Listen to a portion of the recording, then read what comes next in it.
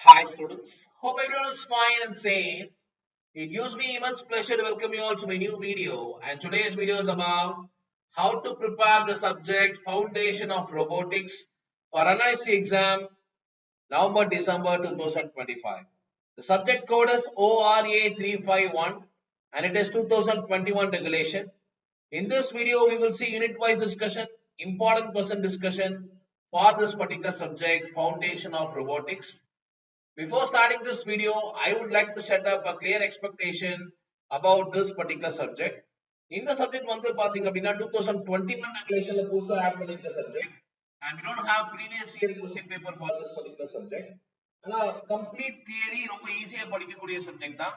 ஒரே ஒரு சேலஞ்ச் என்ன அப்படின்னு பாத்தீங்கன்னா சிலபஸ் கொஞ்சம் வாஸ்டா இருக்கும். எஸ்பெஷலி யூனிட் 4 யூனிட் 5 எல்லாம் நிறைய क्वेश्चंस படிக்கிற மாதிரி இருக்கும். and யூனிட் 4 யூனிட் 5 கண்டிப்பா பார்ட் சி க்கு வரக்கூடிய ஏரியாஸ் நிறைய இருக்கு. அதனால யூனிட் 4 யூனிட் 5 பொறுத்த வரைக்கும் நல்லா படிங்க. நான் சொல்ற क्वेश्चंस சாய்ஸ் இல்லாம படிங்க so that you can score more marks. and especially பாத்தீங்க அப்படின்னா யூனிட் 4 யூனிட் 5ல எல்லா क्वेश्चंस நான் சொல்றேன் எல்லா क्वेश्चंसமே கன்ஃபார்மா படிங்க because சிலபஸ் ரொம்ப வாஸ்ட். எந்த क्वेश्चंस வேணா வரலாம். and moreover இந்த சப்ஜெக்ட்ஸ் பொறுத்த வரைக்கும் பாத்தீங்கன்னா ஸ்பிளிட்டர்ஸ் கேட்கிறதுக்கு நிறைய வாய்ப்பு இருக்கு. 5 6 அந்த மாதிரி ஸ்பிளிட்டர்ஸ் கேட்கிறதுக்கு வாய்ப்பு இருக்கு. சோ அப்படி ஸ்பிளிட்டர்ஸ் வந்துச்சுன்னா நம்ம படிக்காத क्वेश्चन வந்து ஒரு பார்ட்ல வரதுக்கு வாய்ப்பு இருக்கு. அப்ப பாத்தீங்கன்னா ஒரு क्वेश्चन நீங்க எழுதினாலுமே அதுல 6 மார்க் 7 மார்க் தான் உங்களால ஸ்கோர் பண்ண முடியும். அந்த மாதிரி வரதுக்கான சான்சஸ் இருக்கு. அதனால நான் சொல்ற क्वेश्चंस சாய்ஸ் இல்லாம படிங்க. So with this we will start this particular subject. இந்த சப்ஜெக்ட்ல ஃபர்ஸ்ட் வந்து பாத்தீங்க அப்படின்னா யூனிட் 1 வந்து ஃபண்டமெண்டல்ஸ் ஆஃப் ரோபோட். இந்த ரோபோட் பத்தினா very fundamental things that is robot anatomy and coordinating systems, அதுல இருக்க ஸ்பெசிஃபிகேஷன்ஸ் and similarly வந்து அதோட பார்ட்ஸ் அண்ட் ஃபங்க்ஷன்ஸ் இதெல்லாம் ரொம்ப கீ ஏரியாஸ். யூனிட் 2 பொறுத்த வரைக்கும் பாத்தீங்கன்னா இந்த ரெண்டு கான்செப்ட் ரொம்ப முக்கியம். ஒன்னு வந்து forward kinematics and inverse kinematics. இந்த ரெண்டு क्वेश्चन கன்ஃபார்மா படிங்க. அதுல வந்து டிஃபரன்ஸ் ரெண்டுத்தையும் கம்பேர் பண்ணி எழுத தெரியணும். அண்ட் முக்கியமா வந்து இந்த manipulators used in both pneumatics, right? That is 3 degree of freedom, 4 degree of freedom. இது எல்லாமே ரொம்ப ரொம்ப முக்கியமான key areas. and similarly the homogeneous transformation matrices. and unit 3 பொறுத்த வரைக்கும் பாத்தீங்கன்னா இந்த drives different drivesல இருந்து கண்டிப்பா ஒரு क्वेश्चन வரும். அதோட கம்பேரிசன்ல இருந்து கேட்கலாம், இல்ல தனித்தனியா எக்ஸ்பிளைன் பண்ண சொல்லலாம். that is pneumatic drive, hydraulic drive, mechanical drive and electrical drive. and similarly the AC and DC servo motors very important question. அது இல்லாம பாத்தீங்கன்னா அந்த gripperனா என்ன, அது என்னென்ன டைப்ஸ் ஆஃப் gripper இருக்கு, எல்லா கிரிப்பர்ஸும் படிக்க முடியலனா கூட இந்த pneumatic, hydraulic and vacuum grippers நல்லா பார்த்து வச்சுக்கோங்க. and this is very important question, selection and design consideration of a gripper. and unit 4 பொறுத்த வரைக்கும் பாத்தீங்கன்னா very vast. unit 4ல you will not be able to predict questions. so இந்த unit 4 பொறுத்த வரைக்கும் பாத்தீங்கன்னா இந்த different types of sensors, right? அது வந்து பார்ட் C ல கேட்கிறதுக்கு வாய்ப்பு இருக்கு, பார்ட் B ல கேட்கிறதுக்கு வாய்ப்பு இருக்கு. என்னென்ன டைப் ஆஃப் சென்சார் யூஸ் பண்ணலாம், அதோடைய advantages என்ன, right? where we use in robots, that is very important.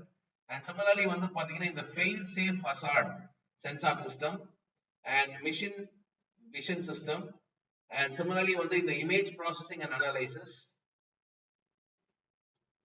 right? இது எல்லாமே ரொம்ப ரொம்ப key areas. இது இல்லாம இந்த applications எங்கெல்லாம் நம்ம யூஸ் பண்ணலாம், inspection, identification, visual surveying, இதெல்லாம் ரொம்ப முக்கியமான key areas.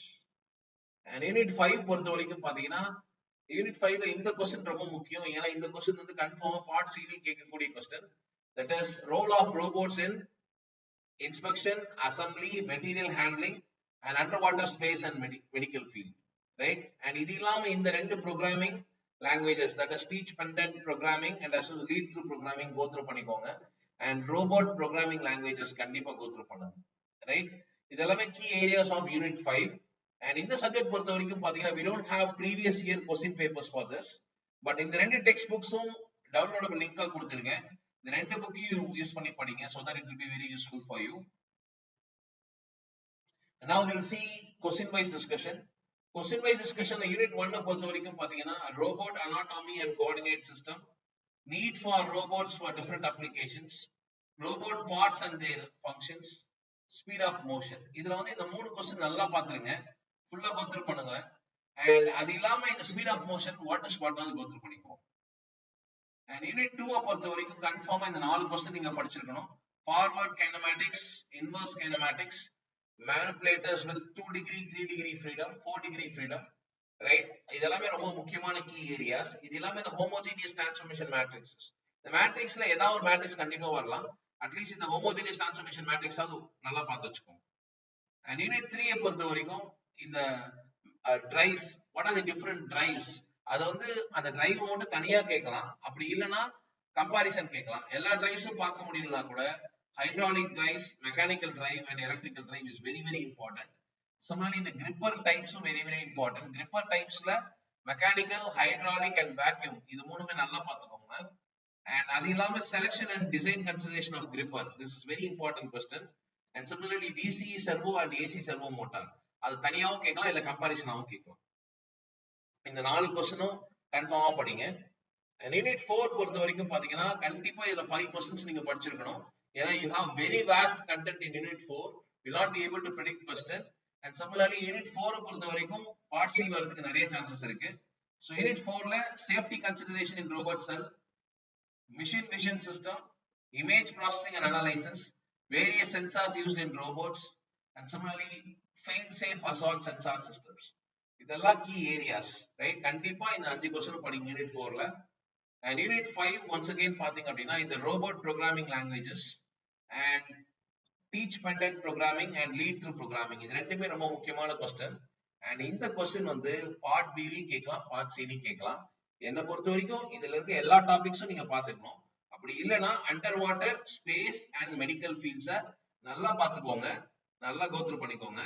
இந்த inspection and assembly and material handling வந்து வாட் இஸ் வாட்னா பாத்துக்கோங்க, right? How to implement robot in all these fields, இது வந்து பார்ட் சி ல கன்ஃபார்மா கேட்கக்கூடிய क्वेश्चन. சோ பார்ட் சி ல இதுலயோ क्वेश्चन கேட்டா you will be in trouble, right? So அதனால தான் இது வாட் இஸ் வாட்னா கோ த்ரூ பண்ணிக்கோங்க அப்படின்னு சொல்றேன், ரைட்? சோ பார்ட் ஏ பொறுத்த வரைக்கும் பாத்தீங்க அப்படின்னா இந்த சப்ஜெக்ட் வந்து சிலபஸ் கொஞ்சம் வாஸ்ட். சோ அதனால ஒரு 8 क्वेश्चंस கண்டிப்பா எழுதுற மாதிரி படிங்க. கண்டிப்பா அது பாசிபிள். ஏன்னா நம்ம படிச்ச ஏரியாஸ்ல இருந்தே வந்து பாத்தீங்கன்னா ஒரு 5 to 6 क्वेश्चंस வந்துரும். மீதி இருக்க क्वेश्चंस வந்து நம்ம என்னெல்லாம் விட்டுருக்கோமோ, இப்போ யூனிட் 1 எடுத்துக்கிட்டீங்க அப்படின்னா இது எல்லாமே விட்டுருக்கோம். Pitch law, roll joint notations, payload இதெல்லாம் விட்டுருக்கோம். அதெல்லாம் வாட் இஸ் வாட்னு கோ த்ரூ பண்ணிக்கோங்க. அண்ட் யூனிட் 2 பொறுத்த வரைக்கும் பாத்தீங்க அப்படின்னா இந்த translation and notation matrices. And unit 3 பொறுத்த வரைக்கும் பாத்தீங்க அப்படின்னா இந்த silent feature application of this drives and similarly இந்த மேக்னெட்டிக் கிரிப்பர் என்னென்ன கிரிப்பர் நம்ம விட்டுருக்கோம் அதெல்லாம் கோ த்ரூ பண்ணிக்கோங்க.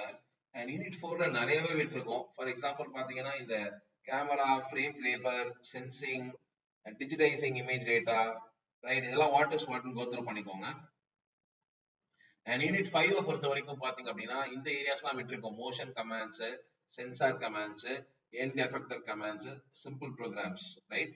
இதெல்லாம் வாட் இஸ் வாட்னு கோ த்ரூ பண்ணுங்க. இப்படி பாத்தீங்கன்னா கன்ஃபார்மா உங்களால ஒரு 8 क्वेश्चन ஷோர் ஷாட்டா எழுத முடியும். சோ நான் சொன்ன மாதிரி ப்ரிப்பேர் பண்ணுங்க, ரைட்? சாய்ஸ் இல்லாம படிங்க நான் சொல்ற questions, so that you can score good marks. நீங்க சாய்ஸ் விட்டு படிச்சீங்கன்னா கன்ஃபார்மா 1 or 2 யூனிட்ஸ்ல இருந்து क्वेश्चन மிஸ் ஆகிறதுக்கு வாய்ப்பு இருக்கு. ஏன்னா இந்த சிலபஸ் வந்து ரொம்ப வாஸ்ட், ரைட்? சோ நான் சொல்ற क्वेश्चंस இருந்து நீங்க வந்து விட்டு படிக்கிறீங்க அப்படின்னா you will be in trouble, right? So today what we have seen is we have seen the important question for this particular subject, foundation of robots. I believe this video will be very useful for you. All the very best, my dear students. Thank you.